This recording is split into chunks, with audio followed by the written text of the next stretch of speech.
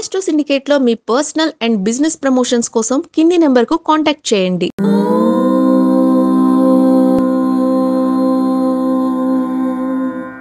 ఓం శ్రీ గురుభ్యో నమః. హరి ఓం. వాగర్ధావివ సంపృక్తౌ వాగర్ధ ప్రతిపత్తయే జగతః పితరౌ వందే పార్వతీ పరమేశ్వరౌ. అందరికీ నమస్కారం. జూలై మాస ఫలితాలనేవి తప్పకుండా మీరు గోచార ఫలితాలని 40-50% వరకు మాత్రమే స్వీకరించి జన్మజాతక ఫలితాలని 90% అనువయించుకునే ప్రయత్నం చేయాలి.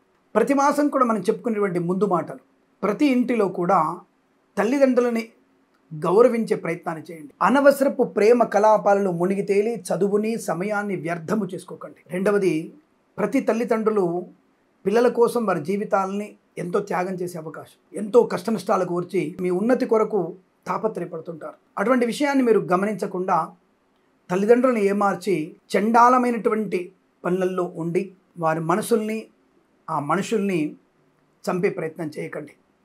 ఈ విషయాన్ని ముందుగా మీరు తెలుసుకోవాల్సిన అవసరం ఎక్కువగా ఉంటుంది. ధనం సంపాదించే విషయంలో లంచాలు పుచ్చుకోవడం ఇవన్నీ కూడా ఎక్కువ చెప్తుంటాను నేను. అవి మన పిల్లలకి శాపాన్ని, నష్టాన్ని కలిగిస్తాయి. ఒక్కొక్కసారి అధికమైనటువంటి వ్యయము కూడా మనల్ని ఇబ్బంది కలిగిస్తూ ఉంటుంది.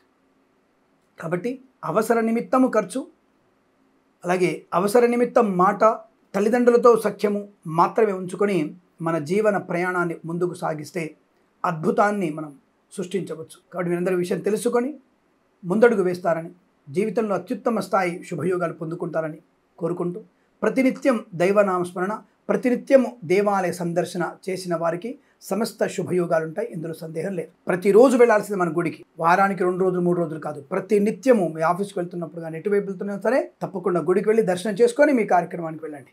విజయం మీ సొంతం అవుతుంది. ఈ విషయాన్ని తెలుసుకొని ఈ మాసంలో ప్రతి మాసంలో కూడా ఆనంద సిద్ధి పొందాలని కోరుకుంటూ సర్వేజన సుఖినో భవంతు.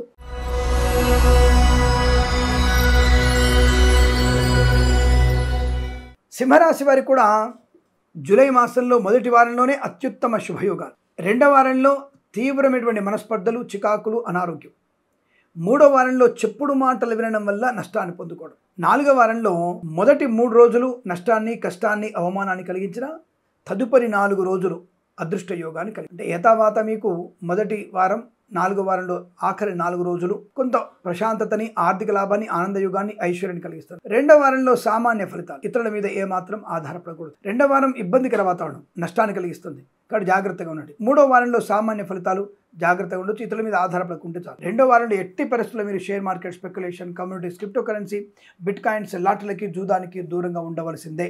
మూడో వారంలో కూడా జాగ్రత్త, దీర్ఘకాలికమైన పెట్టుబడి పెట్టండి, లాభం. 4వ వారంలో మొదటి 3 రోజులు మీకు నష్టాలే కనిపిస్తున్నాయి, తదుపరి 4 లాభం. అంటే మొదటి వారము, ఆఖరి 4 రోజులు మీకు అత్యుత్తమ ఆర్థిక ఆనంద, గృహశాంతి, ధనయోగము, ఐశ్వర్యము, ఆనంద లాభము, ప్రయాణ లాభము, తీర్థయాత్ర సేవన, కొత్త వస్తువులు కొనుగోలు చేయడం, విదేశాల్లో స్వదేశంలో అనుకూలవంతమైన ఆర్థిక ఆనంద ప్రయోజనాలు పొందుకోవడం, boutiques, beauty parlour, bamboo depot, బాణసంచి కర్మాగారం, టైల్స్, టైళ్ల వ్యాపారం, ముద్రణాలయం, గ్యాస్ వ్యాపారం, కన్స్ట్రక్షన్, రియల్ ఎస్టేట్, మద్యపాన, హోటల్, ఇంటీరియర్, ఎక్స్టీరియర్, ఫర్నిచర్, గాజు పరిశ్రమ కూడా లాభాలు పొందుకోవచ్చు. తప్పకుండా మెనుకున్నటువంటి కార్యసాధన, వ్యవహార లాభం, వస్తు వాహన సౌలభ్యం, విద్యా ఉద్యోగ వ్యాపార లాభం, శత్రునాశన, మిత్ర లాభాన్ని పొందుకొని అదృష్ట ఆశించినటువంటి ధన ప్రాప్తి వల్ల రుణ విమోచనాన్ని పొందుకోబోతున్నారు. వేద పండితులు, పురోహితులు, బ్రాహ్మణత్వం, కులవృత్తుల వారికి, జ్యోతిష్య పండితులు, వైద్యులకి, వైద్య బృందాల వారికి, న్యాయవాదులకి, ఎల్ఐసి, మెడికల్, గృహ నిర్మాణ జంటకు కూడా చాలా అనుకూలవంతమైన శుభయోగాల పరంపర కొనసాగుతుంది. ఆనందకరమైన శుభయోగం కూడా చెప్పవచ్చు. అలాగే పెద్దవాళ్ళు చెప్పినటువంటి మాటలు వినడం వల్ల ప్రయోజనాన్ని, ప్రశాంతతని, ఆనందాన్ని పొందుకునే దృష్టియోగం. సువర్ణ వజ్రాభరణ ప్రాప్తి, కృత్రిమ సహజ సత్సంతాన ప్రాప్తి పొందుకోవచ్చు. అలాగే